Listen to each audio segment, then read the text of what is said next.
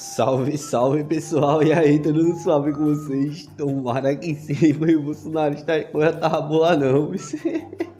O Bolsonaro tá querendo treinar bagulho de depoimento, mas tem saída não, meu velho, porque as provas são irrefutáveis, meu velho, não tem o que tenha que ser dito que vai livrar ninguém não. Mas enfim, vou trazer aqui os depoimentos da testemunha e pá, tá ligado? O tal de Carlos Afonso e tal, os pais da PF, e eu busquei pelo nome dele. As ideias que tem aqui é que ele recebeu o bagulho de busca e apreensão em casa, carro de ordem de Alexandre de Moraes, umas fitas assim, tá ligado? Também reclamou de um bagulho aí de que não tava conseguindo investigar aquele bagulho do software espião da BIM, que tava sofrendo por causa dos colegas que não tava ajudando e que tinha sido demitido pelo governo. Enfim, deixa like, se inscreve no canal, comenta alguma coisa para ajudar nós no engajamento.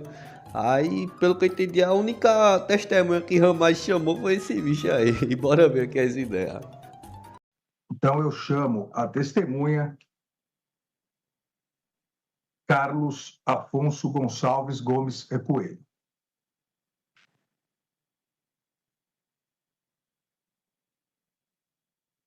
O testemunho está presente? Bom dia, ministro Alexandre Carlos Afonso, presente. O senhor já foi qualificado? Pela ordem, presidente, a acusação gostaria de apresentar a contradita dessa testemunha. Eu passo a palavra, cumprimento o nosso Procurador-Geral da República, professor Paulo Gonê, e passo a palavra à sua excelência.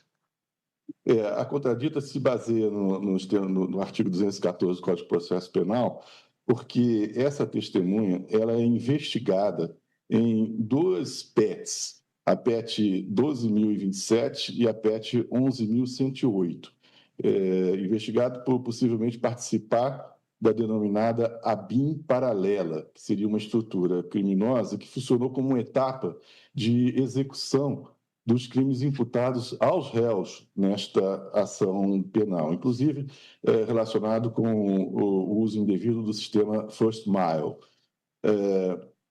Essa testemunha ela foi alvo de medidas cautelares, inclusive de afastamento do cargo, e eu acredito que, por isso, ela se ajusta a uma decisão tomada por Vossa Excelência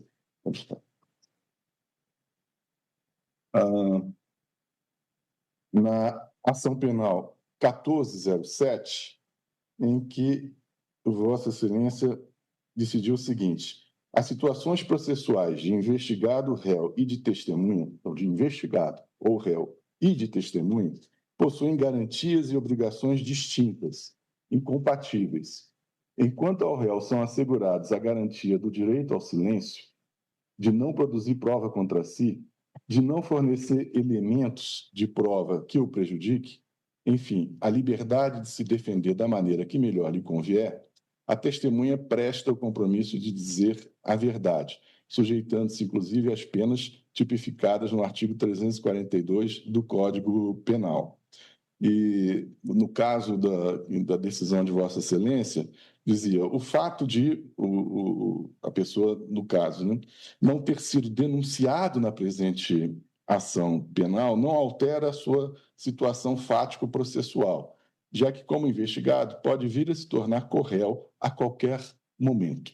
Então, a situação é perfeitamente análoga. Por isso, a acusação entende que essa testemunha não pode ser ouvida nessa qualidade, até porque não tem o dever de falar a verdade, não pode ser compromissada, portanto, não se pode violar o seu direito de não autoincriminação. Era essa a questão de ordem. Em outras palavras, esse bicho aí pode ser que eventualmente venha a ser um comparsa. Aí, a princípio, é só bagulho de ser informante mesmo. Vê que braba mesmo. As testemunhas que os bolsonaristas chamam. É muita viagem, né? Não? Agradeço ao professor Paulo Gonê, Procurador-Geral da República, e ouço a defesa do réu Ramagem, que arrolou a testemunha. Bom dia, ministro Alexandre de Moraes. Bom dia, doutor Paulo Gonet. Bons dias aos advogados presentes nesse ato e também aos servidores do STF. Excelência, assiste razão ao procurador quando menciona as garantias constitucionais da testemunha. No entanto, aqui a testemunha vai depor sobre a utilização de um sistema que, segundo a própria denúncia, não se choca com os marcos temporais citados na denúncia. A denúncia expressamente fala que as atividades da suposta organização criminosa teriam se iniciado em 29 de julho de 2021, salvo engano, ao passo que o sistema First Mile, mencionado pelo doutor Procurador-Geral da República, teve seu contrato de uso encerrado na BIM em maio de 2021. Na verdade, o que nós estamos a esclarecer aqui é como se dava o funcionamento da diretoria-geral da BIM. Não vamos tratar de sistema First Mile diretamente, claro, de uma forma indireta, embora a alusão ao First Mile não seja objeto dessa denúncia, por uma questão de ordem lógico-temporal.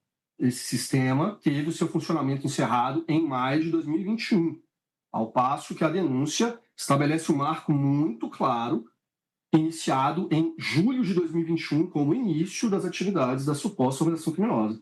Portanto, Excelência, com todo respeito ao doutor Procurador-Geral da República, a defesa entende que, neste caso concreto, o depoimento da testemunha não violaria seu direito de não produzir prova contra si mesmo, porque estamos nos referindo a fatos que são investigados, como bem disse o doutor Procurador-Geral da República, na PET 11.108. Não é objeto deste processo. O objeto deste processo é claramente delimitado por marcos temporais estabelecidos pela própria Procuradoria-Geral da República. É isso que eu tinha a dizer, Excelência. Muito obrigado. A testemunha, Carlos Afonso Gonçalves Rodrigues, ela é investigada na PET 12.027. E consta, inclusive, doutor Paulo Renato Garcia Sintra Pinto, consta, inclusive, uma vedação à testemunha, ou a pessoa arrolada como testemunha, ela está proibida de manter contato com qualquer dos demais investigados, inclusive com o réu Ramagem, inclusive por intermédio de terceiras pessoas. Ela é investigada, como bem lembrou o eminente procurador-geral, ela é investigada pela apuração da utilização do sistema First Mile, pela BIM, o que ficou conhecido, né, pela grande mídia como a BIM paralela, no monitoramento de dispositivos móveis sem a necessidade de interferência e ciência das operadoras, feito sem a autorização judicial. Eu, como lembrou o eminente procurador-geral, venho decidindo inúmeras vezes, principalmente em relação a habeas corpus para participação de testemunhas / investigados em comissões parlamentares de inquérito, que o direito ao silêncio, todos nós sabemos, é uma garantia constitucional. A participação do investigado ou do réu no processo penal é uma participação voluntária. Não há o dever do investigado, não há o dever do réu de dizer a verdade, até porque ele pode acabar se autoincriminando. E a proteção à autoincriminação também é uma garantia constitucional. Assim como nos diversos precedentes, inclusive no precedente citado pelo eminente procurador-geral, não me parece possível que o senhor Carlos Afonso tenha que prestar integralmente o depoimento como testemunha, porque ele não é obrigado a dizer a verdade, ele não pode se autoincriminar. Eu ouvirei o senhor Carlos Afonso, permitirei que a defesa ouça, ele não prestará compromisso, ele não está obrigado a dizer a verdade sobre os fatos que possam lhe autoincriminar.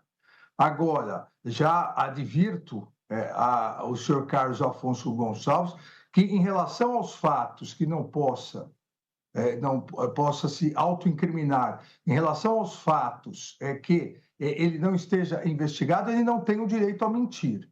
O direito ao silêncio não é um direito amplo à mentira. O direito ao silêncio e à não autoincriminação não permite que qualquer pessoa possa vir a juízo para falsear dados em relação a fatos que não lhe atinjam. E também peço ao doutor Paulo Renato Garcia Sintra Pinto que seja bem objetivo nas questões, uma vez que questões técnicas, questões sobre funcionamento da diretoria são questões que devem ser provadas documentalmente, não por testemunha. Então, nós ouviremos como informante do juízo sem prestar o compromisso.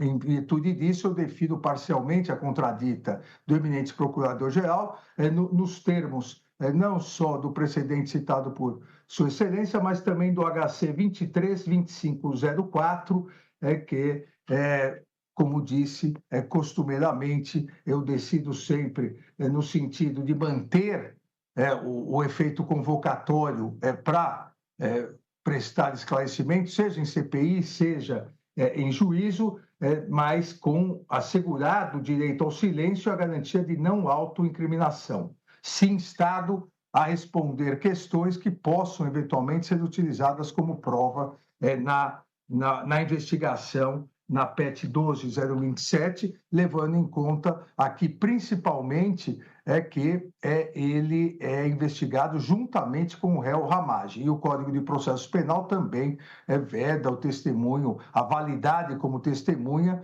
das informações de um co-réu em relação ao outro ou de um co-investigado em relação ao outro. Eu passo imediatamente a palavra ao doutor Paulo Renato Garcia Sintra Pinto. Esse é só um esclarecimento. O senhor tem razão, há uma vedação de comunicação entre os investigados feita por Vossa Excelência, mas não houve comunicação. Trazer essa testemunha para cá envolveu os advogados, eu e o advogado do doutor Carlos Afonso, nos comunicando ontem para viabilizar esse ato. Seria muito objetivo, Excelência. Eu gostaria de me dirigir ao senhor, então, doutor Carlos Afonso. O senhor ocupou qual cargo na ABIN, doutor Carlos Afonso? Bom dia, doutor Paulo. Eu trabalhei na ABIN entre julho de 2019 e abril de 2022. Inicialmente, eu fui diretor de inteligência estratégica entre julho de 2019 e maio de 2020.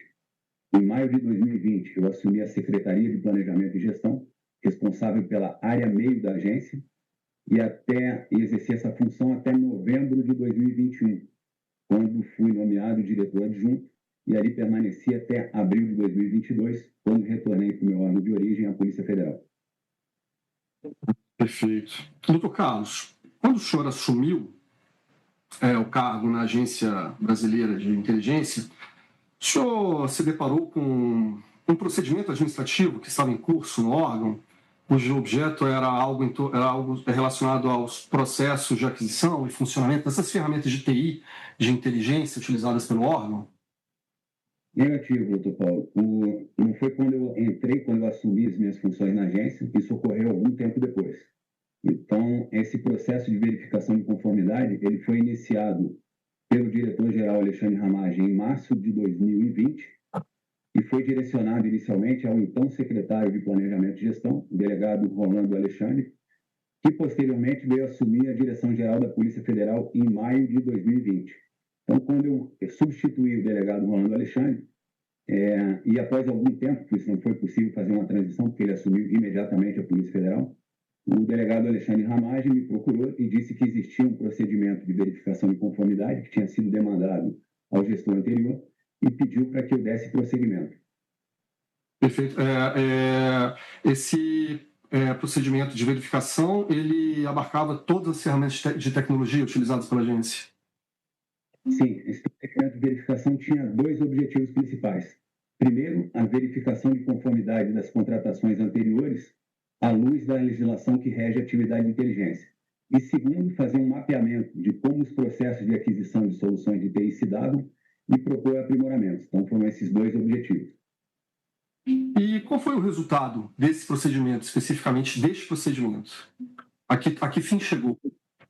O resultado desse procedimento, em que se limitou inicialmente à verificação de conformidade documental, foi de que, diante das informações prestadas, não havia indicativos de irregularidades ou ilegalidades. Então, a verificação que eu fiz dentro das minhas atribuições contou essencialmente com análise documental de artefatos produzidos ex ante, ou seja, antes das contratações. E a verificação inicial, ela demonstrou ali que os documentos não identificaram, né, qualquer irregularidade ou ilegalidade. Então, na verdade, esse procedimento teve um caráter mais formal, mais documental. Era para aferir questões de legalidade de contratação, mas não especificamente da utilização das ferramentas. Exatamente. Não era minha responsabilidade avaliar a questão de utilização ou emprego das ferramentas utilizadas na atividade FII. Então, o escopo determinado pelo diretor-geral foi esse, de verificação de conformidade documental, e assim foi feito. Agora, teve uma pequena observação em relação a isso, porque a gente começou com 63 contratações, verificou-se que 56 dessas contratações eram de estrutura de TI, então não tinham nenhuma aplicação na atividade FII, e as remanescentes, que eram 7, aí sim eram empregadas em proveito da atividade de inteligência. E dessas contratações, dessas 7, apenas uma houve um incidente durante o procedimento de verificação, que foi o First Mile, na medida em que o gestor de contrato, quando instado a se manifestar sobre a regularidade da ferramenta e prestar outras informações, se mostrou recalcitrante, entrou em contato comigo dizendo que não se sentia à vontade para atestar o que havia sido solicitado, e aí eu orientei de que, se ele não se sentisse à vontade, que buscasse informações e eventualmente pedisse ao seu chefe, que era o diretor do Departamento de Operações de Inteligência, que assim procedesse. Então, essa foi a orientação inicial. E depois eu tive uma interação com o diretor do Departamento de Operações de Inteligência, o oficial de inteligência Paulo Maurício, que foi ríspido, foi agressivo, disse que eu não tinha que me miscuir em assuntos da atividade FII, que aquilo deveria ser tratado no âmbito da direção adjunta, que era o oficial de inteligência Frank, e se negou a prestar qualquer esclarecimento adicional. Então, houve ali um choque, né, um conflito nessa verificação documental, e acabou colocando o First Mile, na minha concepção, em dúvida, e eu mencionei isso para o diretor adjunto quando fiz o meu despacho indicando a regularidade documental, de que ia submeter as considerações sobre a regularidade da utilização a ele, o diretor adjunto Frank Márcio de Oliveira, para que fizesse aprofundamento ou considerações adicionais a respeito do uso, tendo indicado que eu não homologaria as informações prestadas pelo Departamento de Operações de Inteligência em razão da postura pouco colaborativa e conflitiva. Perfeito. E, na verdade, esse diretor, esse núcleo onde houve essa recalcitrância contra os procedimentos de aferição da regularidade do First Mile, era o núcleo que utilizava a ferramenta, era o núcleo responsável pela utilização da ferramenta. Afirmativo. É o departamento que oficializou a demanda pela contratação, que instruiu o processo de contratação, que declarou nesse processo que as informações obtidas pelo First Mile não eram sujeitas à reserva de jurisdição e que, uma vez adquirido, implementou a utilização, gerenciou usuários e tinha a responsabilidade por fazer a supervisão das ações. E essa recalcitrância da diretoria departamento de inteligência, né? Departamento de Operações de Inteligência, que a mina... Isso, DOINT, né? Essa recalcitrância da direção do DOINT, ela foi levada ao diretor Alexandre Ramagem? Foi levado o diretor Alexandre Ramagem e foi levado o diretor adjunto, que era o responsável técnico pela supervisão da área FII. E a consequência dessa... De fazer a verificação de conformidade processual, não tinha nenhum interesse em me viscuir em assuntos operacionais, mas diante da manifestação tanto do gestor de contrato, que era o oficial de inteligência Marcelo Furtado, dizendo que não se sentia à vontade, quanto do diretor de operações de inteligência, que foi agressivo, que foi ríspido e indelicado em trato, eu mencionei que não iria homologar essas informações e submeti a uma consideração do diretor adjunto, que era o responsável legal por atestar a regularidade da utilização da ferramenta.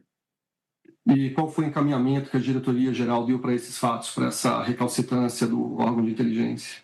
O que aconteceu foi o seguinte: o diretor adjunto emitiu um despacho homologando todas as informações prestadas pelo Departamento de Operações de Inteligência e movimentou para mim novamente. Então, eu já havia alertado o Frank que eu não homologaria, eu dei um novo despacho, encaminhando a direção-geral e sugerindo que, para que se obtivesse a resposta inconteste às demandas que ele tinha apresentado, de verificação de documentos, mas, sobretudo, essa verificação de documentos tinha por objetivo avaliar a aderência das soluções contratadas à legislação que regia a atividade de inteligência. Então, diante dessa recalcitrância, eu não me senti à vontade para testar e sugeri ao diretor-geral que uma resposta inconteste dependeria da instauração de uma correção específica no âmbito da corregedoria, que aí sim, dentro de suas atribuições, poderia fazer os aprofundamentos pertinentes.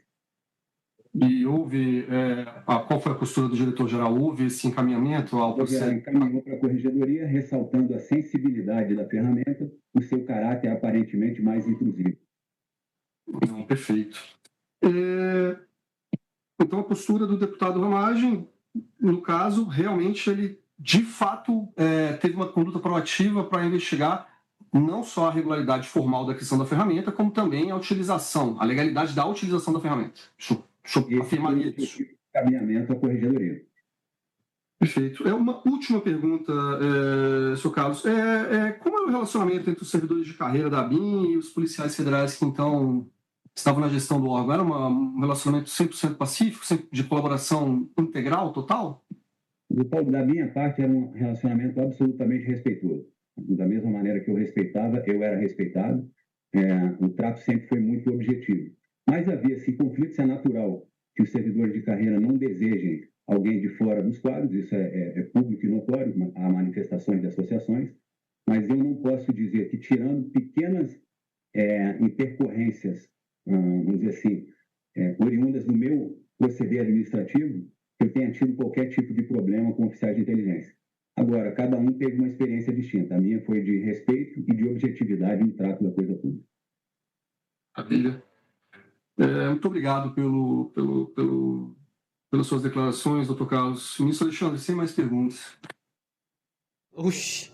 Aí pega, chama testemunha pra falar de coisa de antes do que os negócios que o cara tá sendo acusado, tá ligado? É muita onda mesmo, pô.